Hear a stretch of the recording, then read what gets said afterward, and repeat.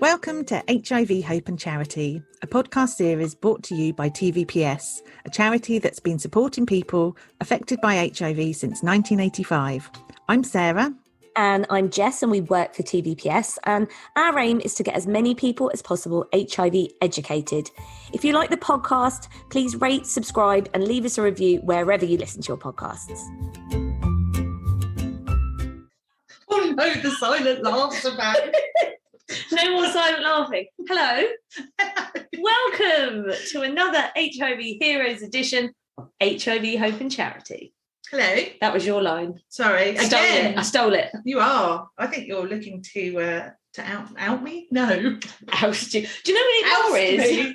I'm trying to avoid squeaking this chair. It is very because today I've treated Sarah. As you know, if we're together, we're normally sat on the floor. But today, not on the floor, in chairs.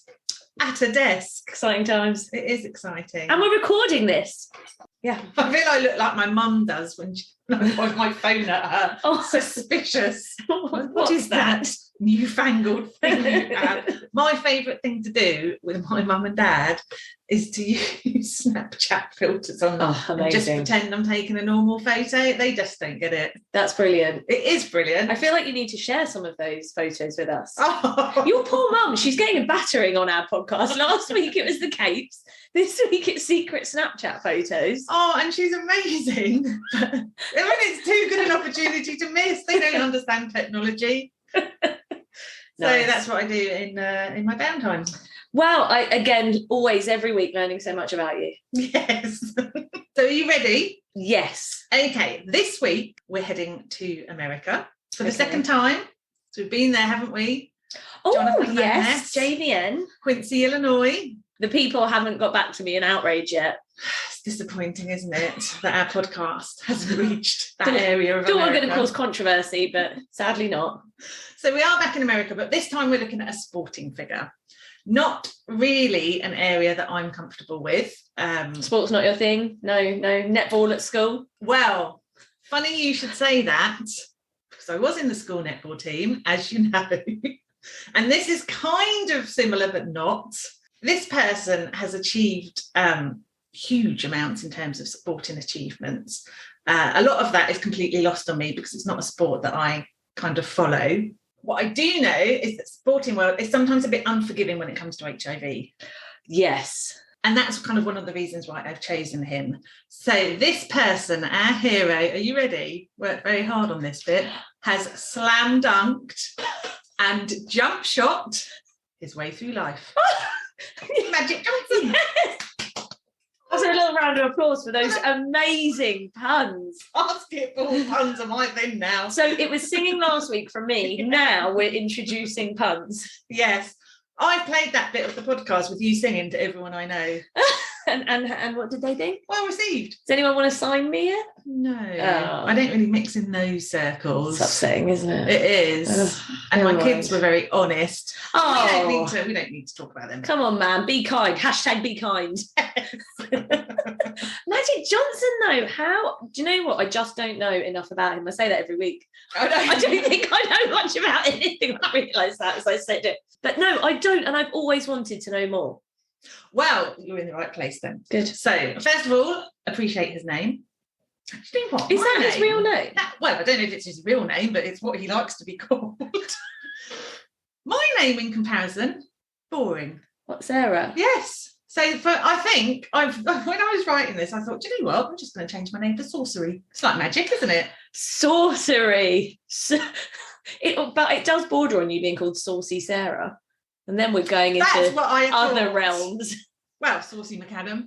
That's a poor name, obviously. Saucy McAdam. Oh, that's it. Like, I'm changing all of your... I'm going to get into your emails.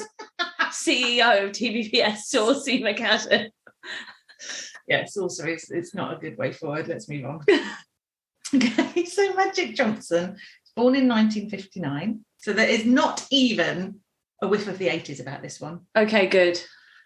He is a former professional basketball player, and he's often regarded as the best point guard of all time. Seriously? Don't pretend you even know what that is, because I didn't. I'm not going to lie. I feel like I do know, Sarah. I mean, I don't. But I'm going to pretend that I do, because I watched that documentary that was on Michael Jordan, that was on Netflix, and that was amazing. So I don't actually know what a point guard is, but I do feel that watching about Dennis Rodman and things brings me some Scottie Pippen. Look at me throwing out basketball references. Just okay, look, a point guard, it runs the team's offense by controlling the ball and making sure that it gets to the right player at the right time. Okay. So there are 5 positions in a basketball team, and this one is key, although probably, I mean, the goal shooter's key, isn't it? And the defence people must be Is it key. called a goal shooter, Sarah? I feel like that's a netball reference. I feel like we should know No, that. it doesn't matter. Look, they're all key. But the point guard sets up all of the shots. Shots, that's basketball. Yes. And it is a bit like the centre in netball. Okay. I know you don't know anything about sport. I don't know anything about netball either. I like darts myself. You play a lot of darts at school. But I didn't play netball either. I hated it. I hated netball. I mean, I've got my work cut out today then. Yeah. Netball was amazing. Oh, no. See, I did want to play basketball, but then I didn't get to play that either, because back in the day, it was super sexist. So the boys played basketball, the girls played netball. Oh, I hated it. I did anything to get sent off all the time. Really? Yes, I did. God, I loved it. What position did you play? Goalkeeper. So that's not goal scorer. That's just, you're just guarding there. But look at how tall I am. Do you think I'd be any good at netball? Do you think you'd be any good at basketball? Yes, I'm amazing at dribbling. I bet you'd be really quick. Yeah. Yes, because you're close to the ground. Exactly. I'd go through their legs. That's what I do. That's an aspect of the sport that we've not seen before. They should include that. I want royalties, though, for that idea. Okay. Well, it's recorded. So. All I have in my head as well, though, I used to watch, well, when I was like a teenager and like trying to be cool and trying to get into basketball. It never really went that far, but I just loved, you know, the tune. That's now. I've just had that going around my head. Now we're chatting. Yes. But I'm not mad about it. Well, I mean, the only way I can kind of understand it is a tiny bit like netball, but not. Better clothes. Oh, way better clothes. Love a basketball vest. Yes. Oh, yes. I do too. Anything like that, yes. Yeah. Anyway. Back to Magic Johnson. Magic Johnson. If you've ever watched a basketball match and thought like me, they're all running around like headless chickens, they aren't. They are actually, the point guard is holding the whole thing together. It's all planned. Just looks like chaos. A little bit like my netball team at school. I held that team together, Jess. I bet you did. I mean, you know, some people branch out into other specialities when they start a podcast. As is never going to be sport, is it? No. I think we're safe to say there are some definite HIV heroes in the sporting world, like Magic, but this is not our forte. But then, to be honest, last week, cosmetologist, if you don't know what we're talking about, oh no, it wasn't even last week, was it? A couple of weeks ago. JVN, go and listen to Sarah's amazing space talk, and then you'll be with us. Oh my goodness. Okay, so Magic Johnson, he played for the Lakers, LA Lakers. I know this. And yellow and purple. Ooh, look at me, I'm just trying to prove. I know, I swear. And they're really successful. They're one of the biggest teams, aren't they? You know, he returned to play for them again. I mean, he was just like the one of the biggest names in the sport. Huge following. I mean, everyone in America loves basketball, don't they? And he's a household name, without a doubt. Well, we know him here. He's known around the world as a household name, I would say. Yes. Absolute sporting legend. Yeah. Global hero. Yeah, we've talked about how little we know about sport, yet we both know who Magic Johnson is. This is true. Couldn't have told you he played for the Lakers, but knew he played basketball. No, that's very true, actually. Oh, well done us. Oh, we're so good. We are. Okay, now, he was diagnosed HIV positive just before the 91-92 NBA season. And he found out because all the players had to have a medical like they did every year before the start of the season. And he was diagnosed via that medical. So he didn't go and get tested. It was like a routine. Oh, wow. So like an at-work situation. Yeah. Shortly after he was diagnosed, he announced that he was going to retire from basketball. So he held a press conference. A what? Press conference. Couldn't let it go, could you? On the 7th of November 1991. Yeah, so, today. Yeah, yes. Yes, which is why you're covering him today. Well done, you. Oh, it's like we planned it. Isn't Look at it? me, clueless. It's like some work went into this Your podcast. behalf. Not me. I just go, okay, yes, okay, I'll pick Magic Johnson because he's great. But yeah, no, 7th of November. So he said that he had HIV. His wife and his unborn child were negative, because of course they had to be tested as well, and that he would, and I quote, dedicate his life to battle this deadly disease. That's what he said at the press conference. Now, at the time, he didn't divulge how he'd contracted HIV, but he later acknowledged that it was through having numerous sexual partners during his playing career. I mean, the fact that he told everyone that, I mean, that just shows the media spotlight at the time. Yeah. But he says that he chose to be open about his sex life because he was convinced that heterosexuals needed to know that they were at risk. That was kind of his mission. Yeah. Oh, that's so good, because even now, so many people think because they don't fit into certain brackets, they're definitely not at risk, you know? Yeah. And his mission is kind of to change that perception. So it's the early 90s. There's still a strong belief in America that it's a gay disease. And when the news first came out, or when he first announced that he was positive, there were lots of rumours about his sexuality, because that was how entrenched the public beliefs were. So they believed that he had to be gay or bisexual. Oh, wow. Well, no wonder he wanted to make it his mission, because you think if this has happened to me, other people need to be aware of the risk they could be at. Yeah, so he announces it in the hope that people understand, and their immediate response is to say, well, you must be gay or bisexual. There's always got to be a moment, hasn't there, in any podcast where we just sigh like, ugh. Yes. Oh, God, how awful people were. I know. How awful the media was / still is. Well, that's true. That's not changed, is it? No. So have you heard of ESPN, American Sports Channel? Yes. So in 2004, they compiled an all-time list of memorable sporting moments from the past 25 years. The news of his positive diagnosis came in at number 7. Not even a sporting moment. That's how big it was at the time. Just, something that happened to someone who plays sport. Number 7. Oh, it's sad, isn't it? That actually, like we're saying, he's a household name because of the basketball and things like that. And that's what everyone's focused on, not all his achievements, not his sporting. I know, but it shows how things were at the time. So his announcement, it wasn't without controversy, because although he had said he would retire, he wasn't at the end of his playing career. Right. He's just had his medical for the new season. So, clearly planning to carry on. And then is just like, right, do you know what? I'm going to have to retire.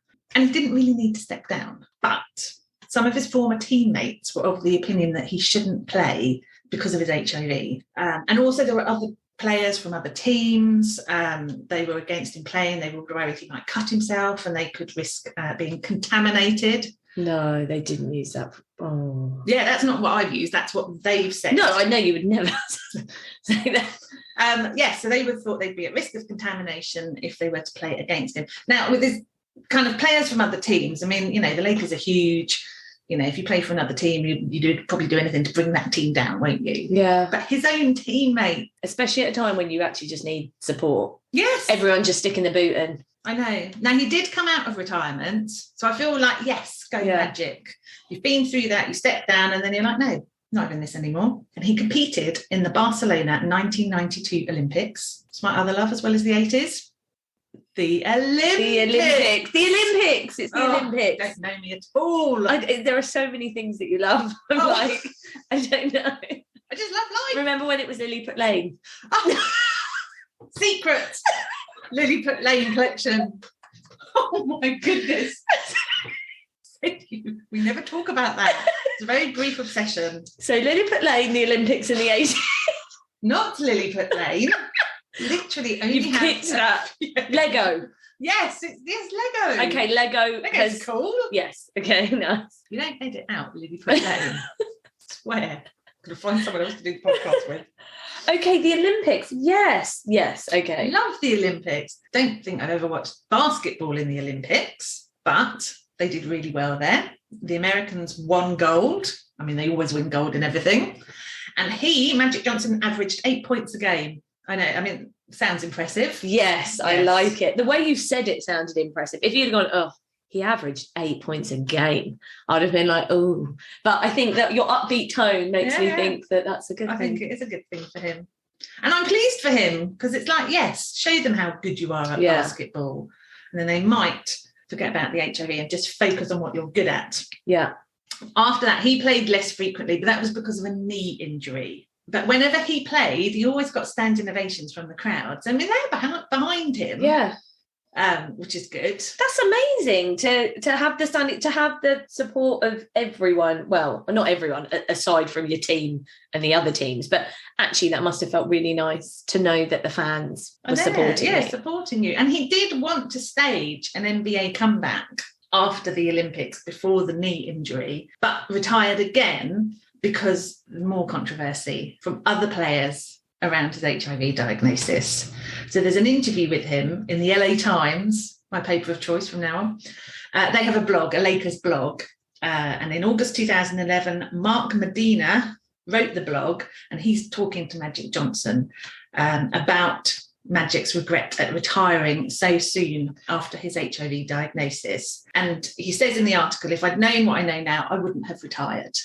So I think he was probably ill-advised. Yeah. You know, I do wonder if he'd been advised to retire at the time and he's just taken that advice, because what else can you do? The shock of the diagnosis is enough, and then someone says, oh, actually, probably shouldn't be playing anymore. Well, then the players are also, your teammates are also saying, oh, I don't think you should be. And so pressure from everyone. Absolutely. And he's kind of stepped back.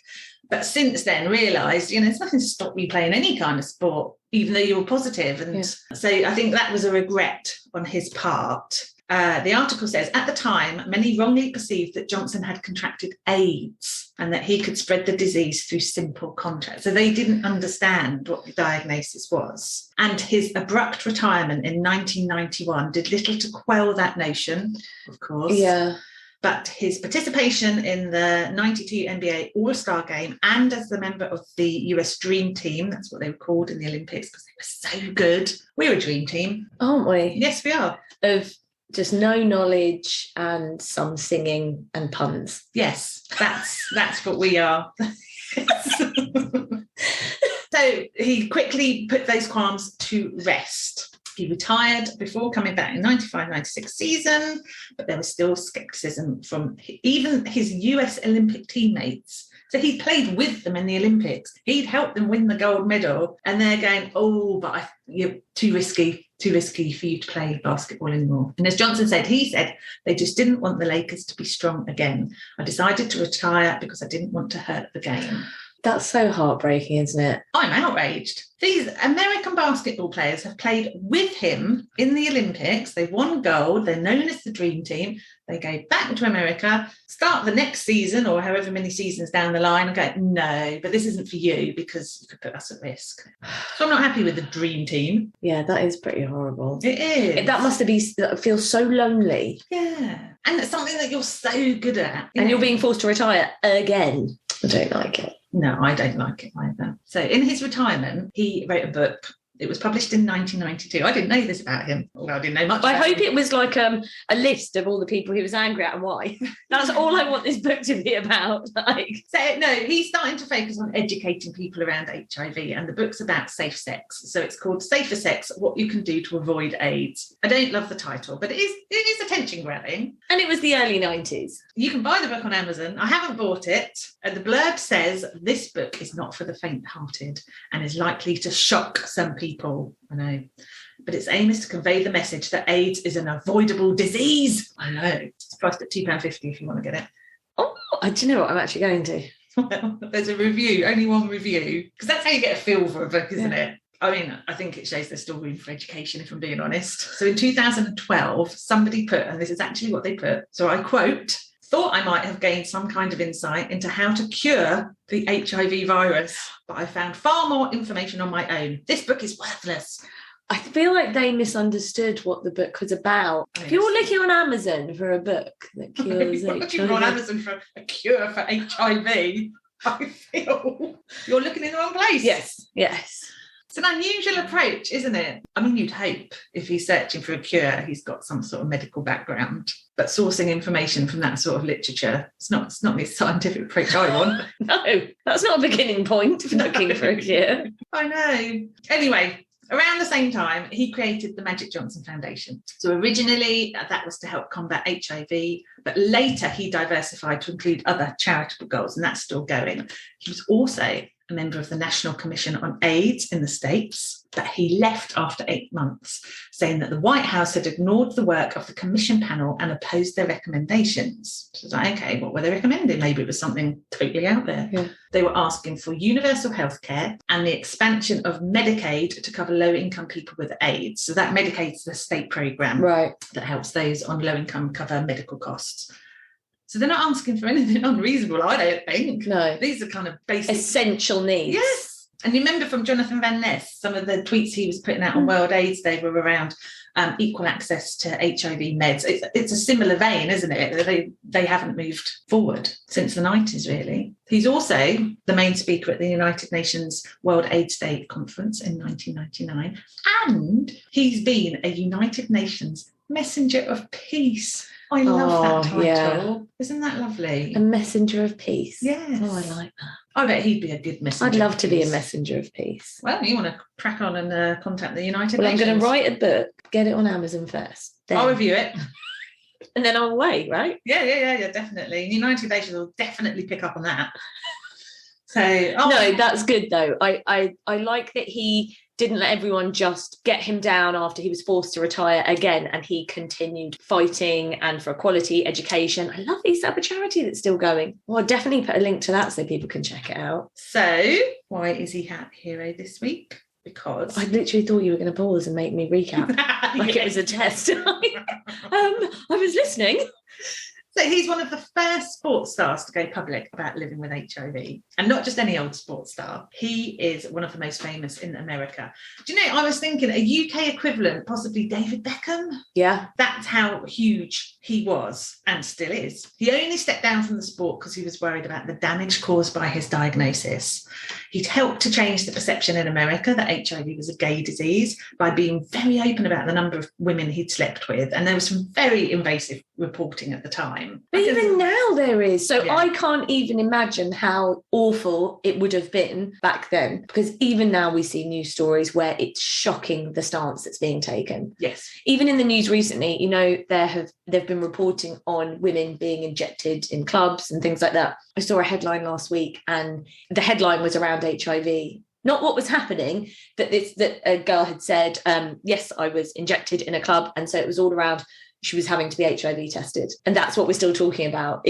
Oh, my goodness. So I cannot even imagine how they'd have reported on it back then. No, and he's having to kind of balance raising awareness with the fact that he has a wife and a young child. So that's not easy either. And I think, you know, your initial reaction is to want to protect your own family. And yet he's very conscious that he also needs to use this opportunity to educate people. I think that's why he's my hero, if I'm honest, because his decisions post-diagnosis are selfless, I think, and probably ensured a lot of heterosexual people didn't contract HIV. Yeah, because I bet there would be definitely a lot of people that would have looked up to him, real role model, and actually did say, hang on a minute, I actually need to take notice of this. If this has happened to my role model, let me look at safe sex more. So for all the awful reporting and all the terrible teammates, I bet he really did reach an awful lot of people. Yes, I think he did. And I think that's really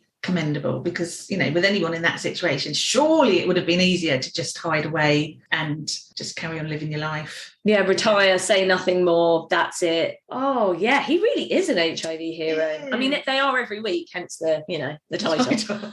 But I'm glad I hit the brief. Excellent. No, well done, nice job. And I just didn't know so much of that about him. No, we've learned a lot about basketball as well. Thank you, Magic Johnson. I don't know how much more I've learned. A point guard, is that what he was? Where were you listening? Was he a point guard? Or am I just saying basketball things now? Oh my gosh. Nobody can see me doing this, but I'm actually checking that was the name that we used. Point guard. Yes, see? Yes. Oh, I just spat on you. I'm so sorry. Oh, well, I feel that's where we should end this week. I'm going to go safe, isn't it? Clean myself up now. Right, well, thank you for that. You're welcome. I'll see you next time in a clean top. Thank you for listening to HIV Hope and Charity. If you'd like to know more about the work that we do, visit tvps.org.uk.